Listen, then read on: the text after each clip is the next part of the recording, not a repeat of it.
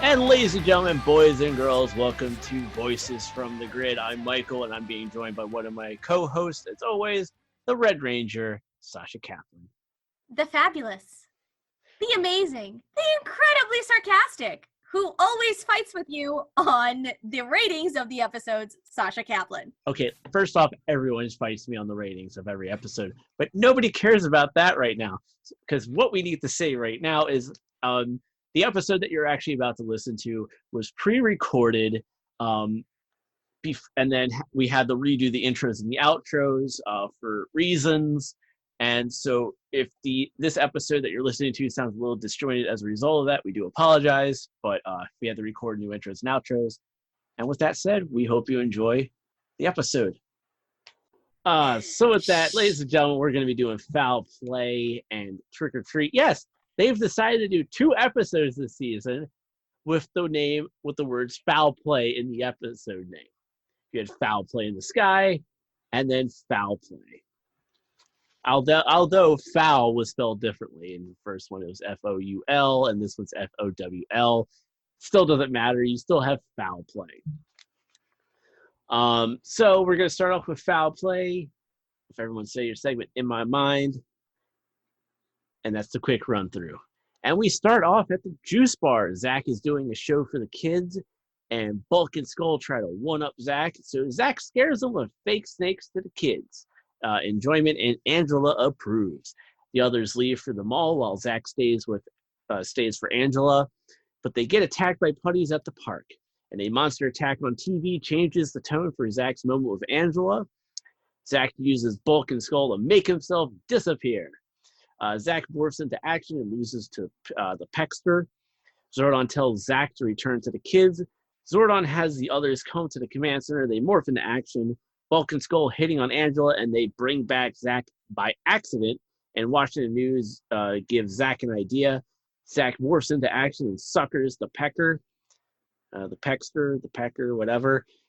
Rita makes the Peckster grow, and it's sword time. And they use the Mammoth Shield, and they win. And the kids cheer, and Rita's mad. Zach is back at the juice bar looking sharp, and it's a field trip, Zach, not a date. You schmuck. So that poor was Zach. Falcon. Poor Zach.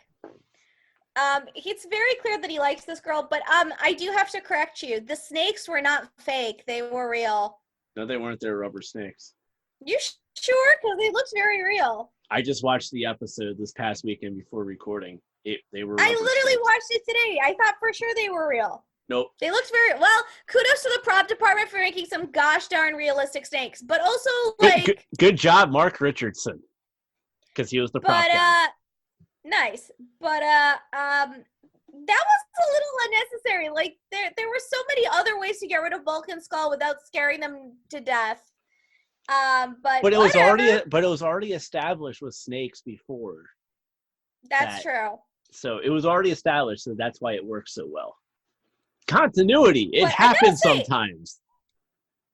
Zach doing magic tricks is interesting because he starts juggling and he's teaching the kids about how juggling is awesome and you'll have so much luck with the ladies. And I'm like, that doesn't happen. No, like there's an entire, There's an entire episode of Sabrina the Teenage Witch where Sabrina becomes a magician's assistant and nobody thinks it's cool. Yeah, I mean, I appreciate them trying to make magic cool for, some of the nerds that were like sitting in the cafeteria, like reading comic books and not socializing with girls. It's a good way to meet people, but it's not gonna work. It's the 90s. Girls like musicians. But it works on Angela because I think she sees that Zach is really good with kids. Kim and Tommy are going to go to the mall, guys. Like, that's what kids did in the 90s. They went to the mall. I think they still do, but there's just nothing there anymore. Well, right now, no. But, let's see, the putties. Zach trying to flirt with Angela was kind of funny, and as soon as he keeps getting interrupted from, like, what Angela's about to ask him, I'm like, oh, God, she's going to ask him to babysit. Which obviously she does. I like the fact that we kind of see how stressful it can be to like leave a room and then come back, because Zach actually has to leave, come back, and then leave again, while also reassuring the children that everything is fine. And like think Zach could have faked some kind of emergency and just left, because it's not like the kids were alone. They had Ernie, they had Angela, but I think it has a purpose for the episode. And at one point, they even had Bulk and Skull. Exactly. Because one of the great things he did was it's like, oh yeah, you know, you're gonna make me disappear by constantly saying I'm a goon. Ha ha ha ha! I'm a goon. But the way to bring Zach back was by saying his name and by saying Zach. But the entire time, and this is actually one of the coy things where this actually kind of worked, where Bulk and Skull's like, nah, not going to say his name. So it actually helped Zach. Like this is where Zach or Bulk and Skull as bullies actually really work effectively as bullies. So they're like, nah, we're not going to bring him back. We're not going to say his name. But then when he actually does come back and then they accidentally say his name, it just works out perfectly in timing. So it does. But no, I think this is like a nice Zach-centric episode. And I also like the fact that Zach actually, it's not just, oh, fight the monster. It's like, okay, no, I need to fight this monster differently. How do I do that? And he actually gets an idea that ends up working out well in order to defeat the monster. I like when the Power Rangers use different tactics than the norm. When they do something a little bit different, something unexpected, like balloons. Yeah, and not only that, but the other thing is that like for the Zord battle, this is the first and possibly only time we actually see the Megazord use the Mammoth Shield. Yes, I caught that. I'm like, because the funny thing is that like when the toys for the Megazord came out, it was like, oh, you could use the Mammoth head as a shield, and you're like, as a kid, going, I've never seen them do this before in my life. And yes, I can get my voice that high pitched because I can voice act a little bit. But yeah, so it's like I always remembered as a kid playing with it. I was like, I don't remember the Power Rangers ever using the Mammoth head as a shield. Nope. But yeah, but like the thing with the balloons and catching the Pexter's beak in the ball, you know, which was disguised as a balloon. It was like, yeah, it's like, hey, we're thinking outside the box here now. So here's something weird though. There's a moment where the monster actually vanishes before it can like land a real blow. I don't remember if it was on Zach or on the Rangers, but I found it weird that it just decided like, nope, I'm not gonna land this final blow, even though I totally could right now. He's like, nah, deuces, I'm out, peace. I'll beat you up later. And I like how grounded it is in the world of Angel Grove, that like you see news reports talking about the Power Ranger, you see the kids going like, no, the Power Rangers will save us. But yeah, also a 5-hour introspection on Woody Woodpecker should be classified as a form of torture. Like, I enjoyed Woody Woodpecker as a kid, but a 5-hour introspection is a curse. Wow, I can still do that. So that no, you can't. No, you can't. But no, it wasn't bad. It sounded fun. It sounded like a fun place to go to, like a cartoon festival. It's like, oh, they're going to stream some cartoons. It's going to be like a whole thing. And a 5-hour introspection on Woody Woodpecker does not sound like fun at all. Like I said, it should be classified as a form of torture. Can you imagine? Goodness gracious. Let's see. I like the kids being all supportive of the Rangers. I thought it was cute. And Zach, like all of the Rangers are obviously good with children. But I'm still not quite sure where the attitude part of teenagers with attitude comes in. But I guess it comes in the fact that they bully Bulk and Skull. So that's that attitude part. Yep. So for foul play, it clocked in at 20 minutes and 1 second. With an IMDb score of a 6.9. Yeah, I think that's a fair score. All right. Which now brings us to everyone's favorite segment in my mind, the quick run through for trick or treat. Mind blown. Which is funny because this is the actual Halloween centric episode, which is freaking awesome. It just took them forever to do it. So we're at the youth center and Kim is practicing gymnastics. And wait, when was the last time Kim actually practiced gymnastics? It's been forever. I have no idea. Exactly. It's been that long since we've seen Kim practice gymnastics. And then what she's done, she informs Trini and Tommy that she's going on the new game show Trick or Treat. But then Kim learns that she's going to be going up against Skull. But it's game show time, and Kim's a princess, and the other Rangers are dressed in medieval garb.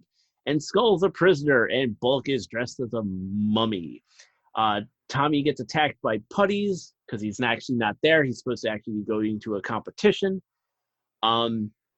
Tommy then defeats the putties, goes to his competition while Kim is still competing on the game show.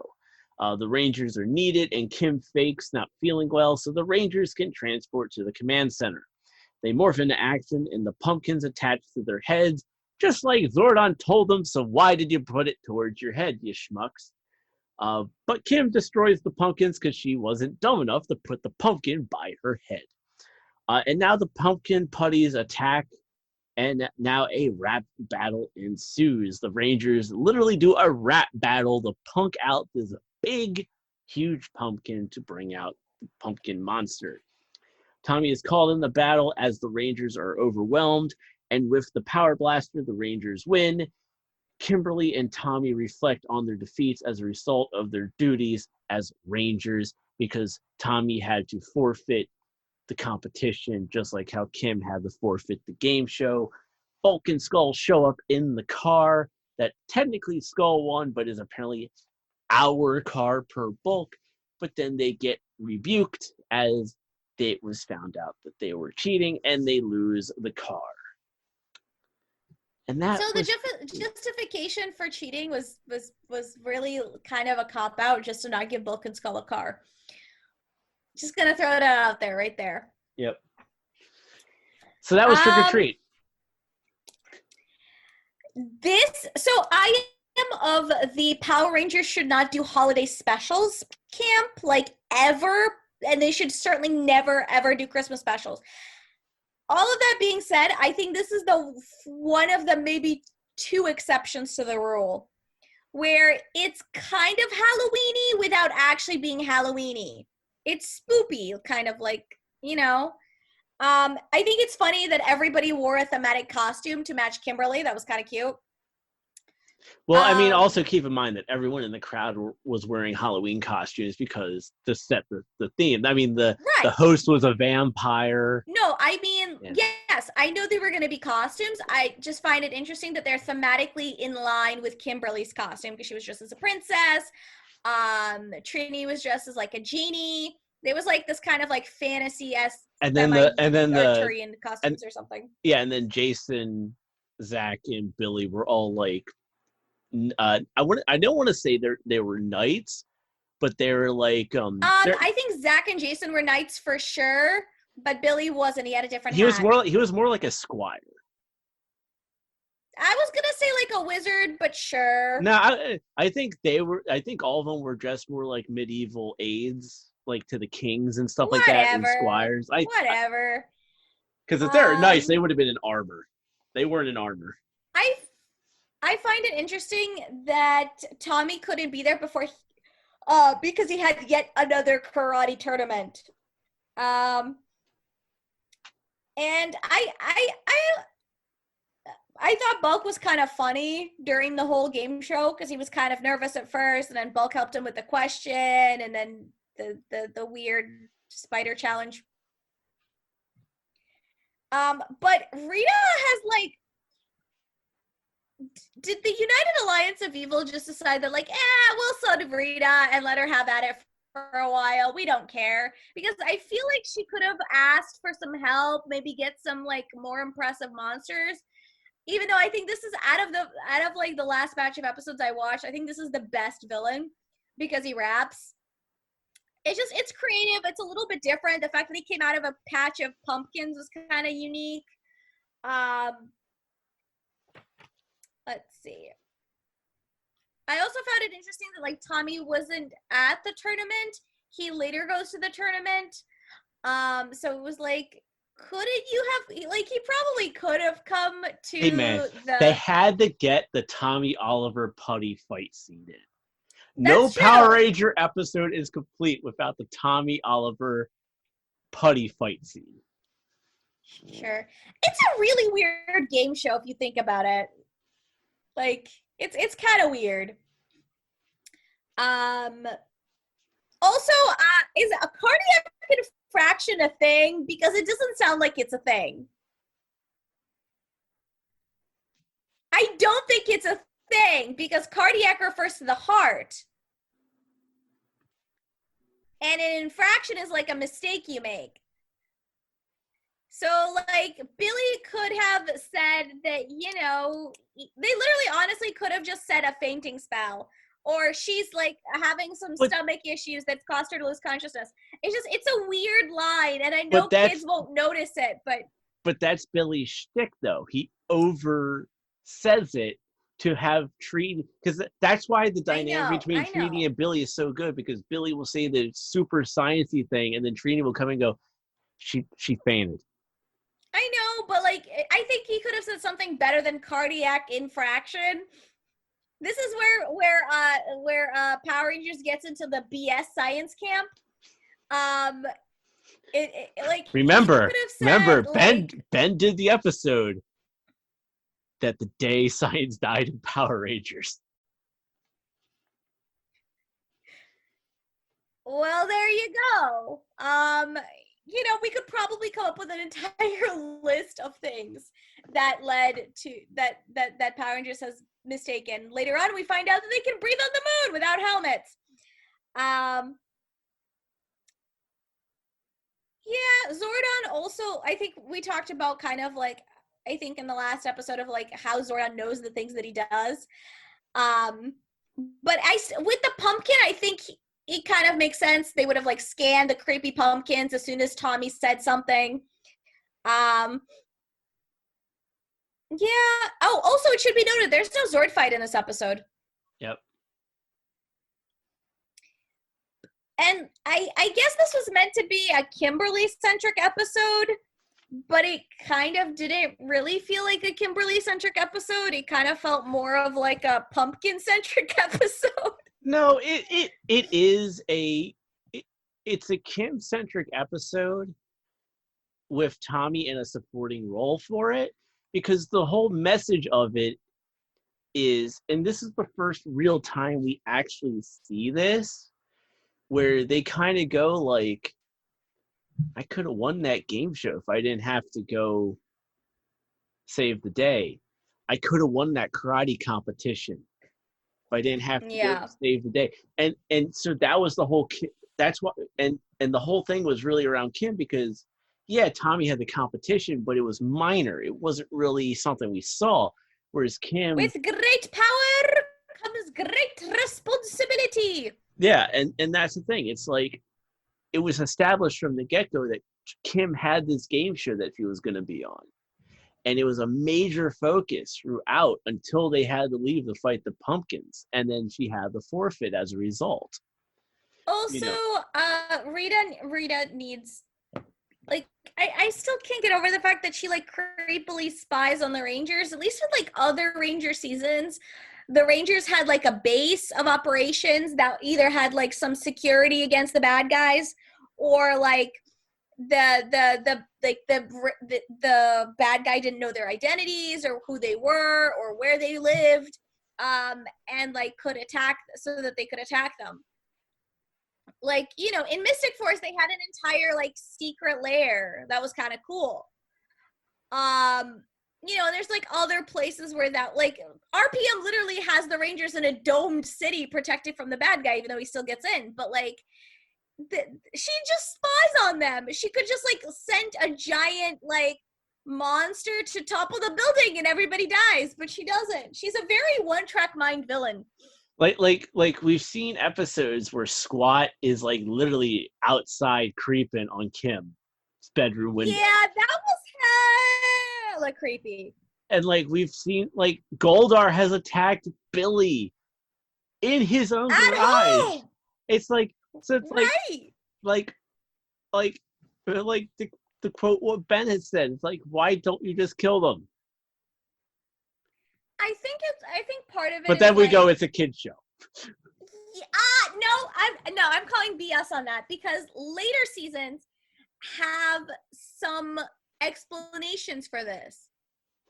There's various tactics. There's reasons for the things that happen that works a little bit better. But like I think what was it in Lightspeed? Like in Time Force, Rancic had a certain set of criminals, so it made sense to only use one at a time because he didn't want to waste his supply. Plus, he needed them for other things. I think that using it's just a kid show as a cop is a little bit of a cop out. I'm talking about Rita killing them in their home. I didn't say kill, I said attack. Nothing says they can't fight her off.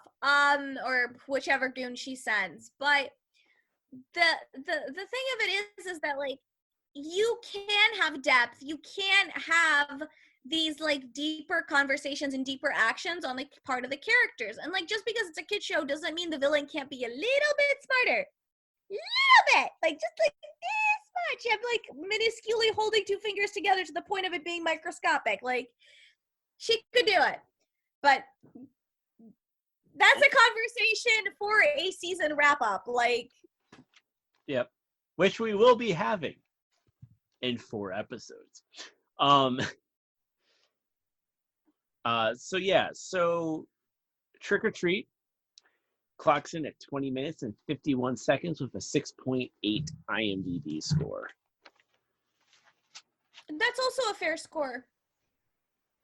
So that was Foul Play and Foul Play and Trick or Treat. Can't remember what episodes we do anymore. Even though we have been talking about them. And with that, Sasha, where can the people find you on the social medias? As always, geekgirl101.tumblr.com, at Geeky Captain on Instagram, and of course that place where I cry in a corner and complain endlessly about what writers are doing to my favorite characters. That's geekycaptainwrites.wordpress.com. All right, and you can find me on the Twitters at the Lindenbaum75, at Facebook at facebook.com/x75productions, and of course everything is on the website at txhdhockey.com, and for this show specifically /VFTG, which is call letters for Voices from the Grid. So with that, Sasha, take us out. There's only one thing left to say, and it is epic. May the Schwartz be with ya. And until our next episode, grab your morphers and may the power protect you. Yeah.